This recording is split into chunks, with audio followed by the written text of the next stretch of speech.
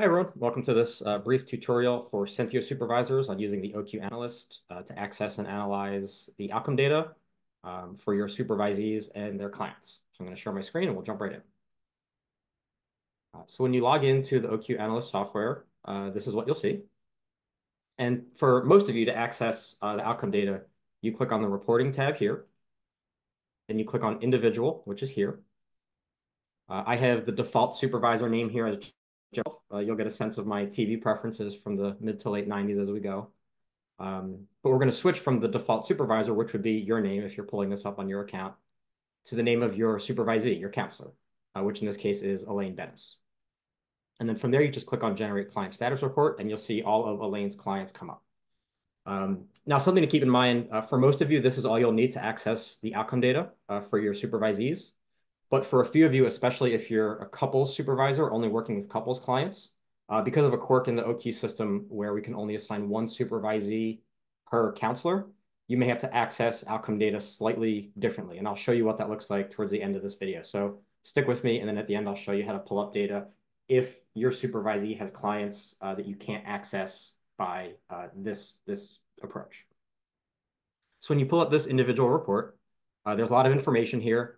You can see the session number, so the number of sessions each client has had, the last administration date, and this shows you how recently a client's filled it out, whether this client is a part of an individual or a couple, the current score, so what their most recent submission of the OQ has totaled in terms of the score, and we'll talk about what those numbers mean in a bit, but higher scores mean more distress, and then the empirical alert and the rational alert. And something to note here, I'm actually not 100% sure what the difference is, but the biggest takeaway is that if you ever see a client on this report here that's in the red or in the yellow, that's often a client you want to check in on with the counselor. Maybe that's the person you want to spend time reviewing in supervision and do some deliberate practice around how to support them as best.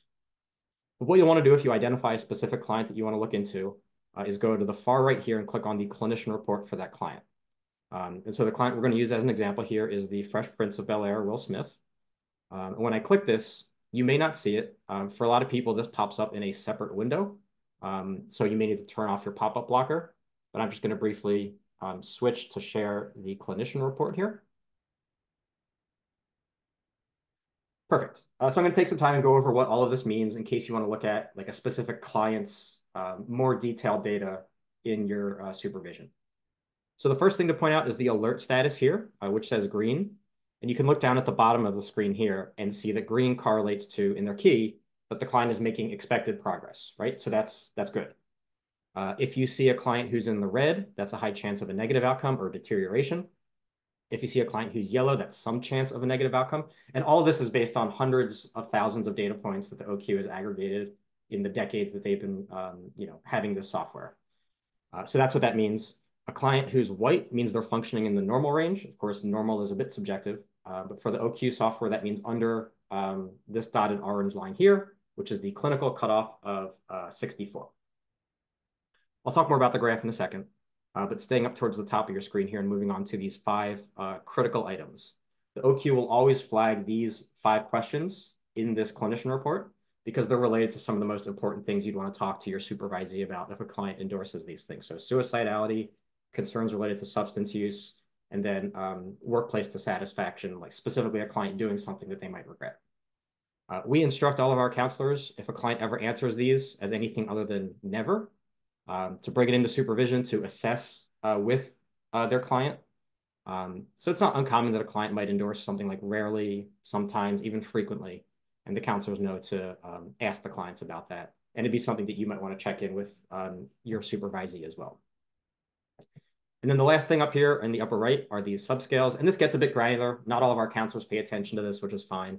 But in case you're curious to know what these mean, symptom distress is just about like overall level of functioning, things that might be tied to things like depression, anxiety, trauma, et cetera.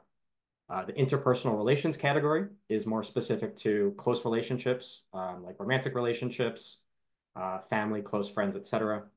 And then the social role subscale has to do with work or school. So you can see here, just kind of looking at this example of Will Smith's OQ information, that he's pretty consistently elevated compared to the community norms, but not so much compared to the outpatient norms. And that could just be some valuable insight into his overall level of functioning. But then looking at this graph, this is something that we instruct our counselors to pay a lot of attention to. Important thing to consider is that for the graph, you want to see a downward slope. A smaller number means less distress. A higher number means a greater amount of distress. And so what we want to see for all of our clients, ideally, is a trend line that goes down. Of course, it's possible that all of our clients will have this kind of progress, but that is what we're looking for. As I mentioned, this dotted green line is the clinical cutoff, reflecting the difference between somebody who's functioning at a level where therapy would be recommended versus somebody where therapy might not be needed or recommended at that time. And then this darker gray line, I believe that indicates for a client who starts at that specific score, in this case, 90, like the average trend line for all clients who started at that score in the history of the OQ. Something else to note here is to change the amount of administrations on the graph. Will Smith here only has 5. It always defaults to 10. So if you have a supervisee with a client that's been seen for more than 10 times and you want to see the entirety of the graph, you just click here and select all. In case you're wondering even further, to get a bit more granular into what some of these numbers mean. So the OQ, based on their algorithm and their hundreds of thousands of data points, suggests that a score between 64 to 82 is in the moderate distress range. A score between 83 and 105 is moderate to high. And then 105 and up is considered a high level of distress. And the way this score is totaled is there's 45 questions on the OQ, and they're just on a Likert scale from 0 to 4. So somebody who answers all of them with the maximum amount of distress would be at a 180, and somebody who's achieved nirvana as a Zen monk might be closer to 0, having no distress. And something that I think is worth sharing is there is a lot of subjectivity here. So a client using Will Smith here, a client who has an OQ score of 69 at this point, or is a 90 when he comes in, that might mean something different to him than another client who has these numbers. And so we always ask our counselors to follow up with clients and get a sense of what this graph reflects to them. The same thing is true for the critical items up here, using the question of suicidality as an example. I'd say in my anecdotal experience, maybe 25% of my clients will answer something other than negative. And usually it's one tick above negative, which is rarely. And it doesn't always mean they're actively suicidal. In fact, it often does not mean that. So we want to take this quantitative information, but then bring it to the clients to better understand qualitatively what it means to them. And a lot of what you'd be doing in supervision when you're working with OQ is asking your supervisee to better understand how this reflects the client's level of functioning, what they're working on in therapy, et cetera.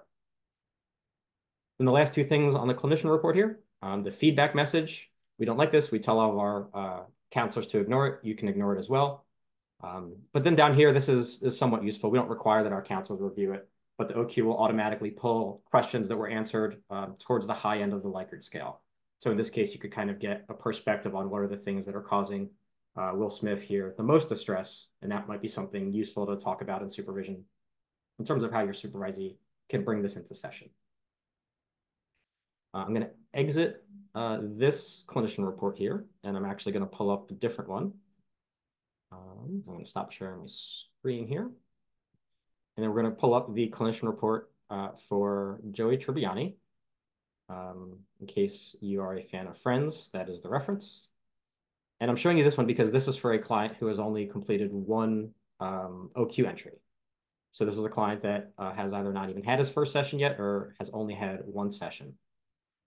And so what you'll see here is everything looks the same except for the graph. Since we don't have a point A and a point B for the second session, it actually plots Joey Tribbiani's current score, in this case just coincidentally, based on me just filling out OQs quickly to get these logged for our fake clients here. This is also current score of 69. And so you can see what this looks like compared to a community sample, right? And then also people in EAPs, people in mental health centers, people in inpatient treatment.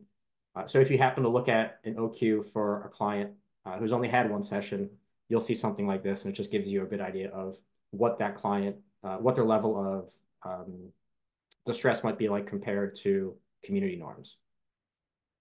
And then the last clinician report I'm going to pull here is for Monica Geller.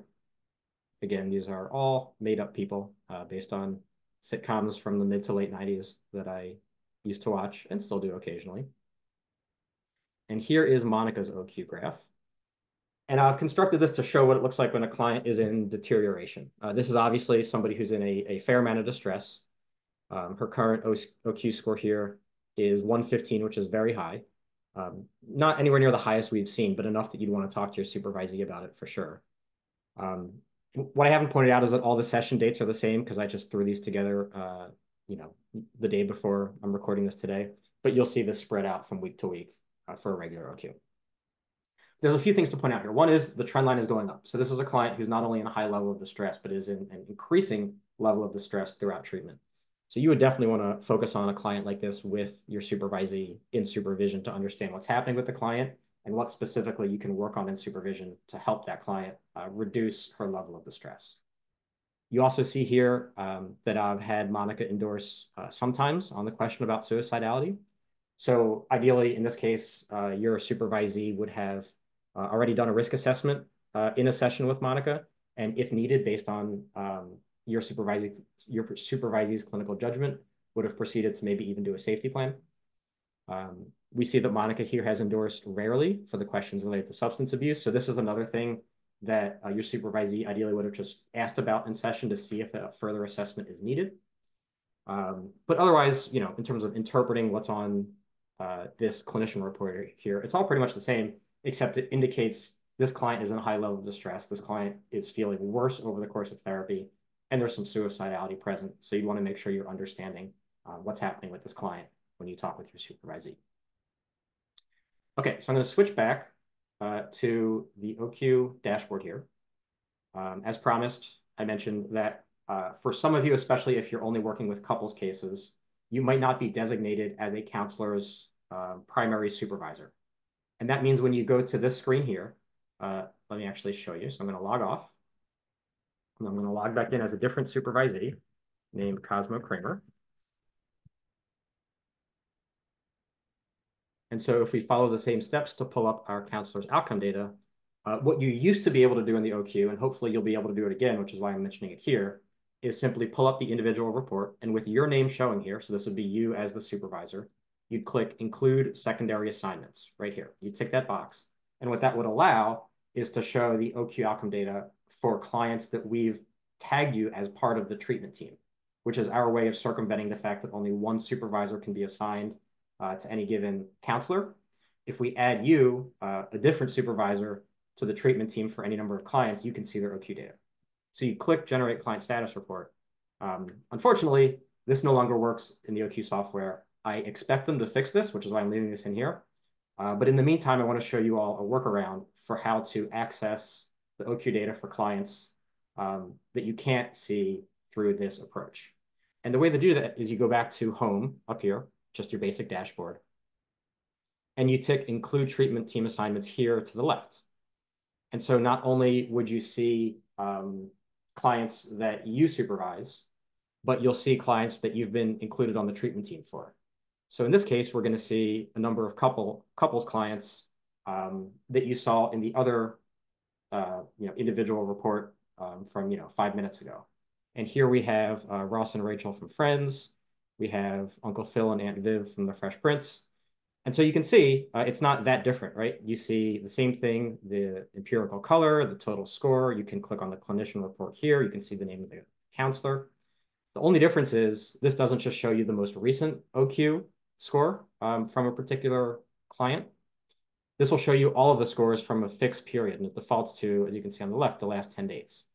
So it might look like there's a lot of clients here, but in actuality, it's only 4 clients who have filled this all out twice. So you have to pay a little bit more attention when you're looking at this so that you're not inadvertently getting a misrepresentation of how your supervisee might be doing.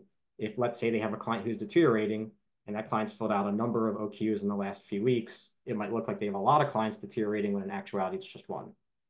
Much as, we see Rachel here who's in the green, but then she's also in, since there's only one session here that you don't have the empirical color. But anyway, this is the workaround.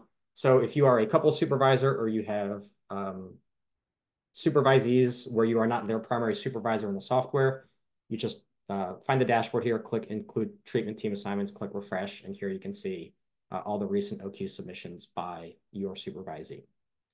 Um, Thanks so much. Let me just look at my notes real quick just to make sure I didn't forget anything before I close the video. Um, and oh yeah, just the only other note, all the administration dates, as you can see, is 4/3 here as well. Again, that's because all of this was created kind of quickly. But what you'll see for clients normally is just weekly sessions. But that's it. Hope you found this informative. Feel free to shoot me an email at bfeynman@sentiocc.org if you have any follow-up questions. And thanks so much.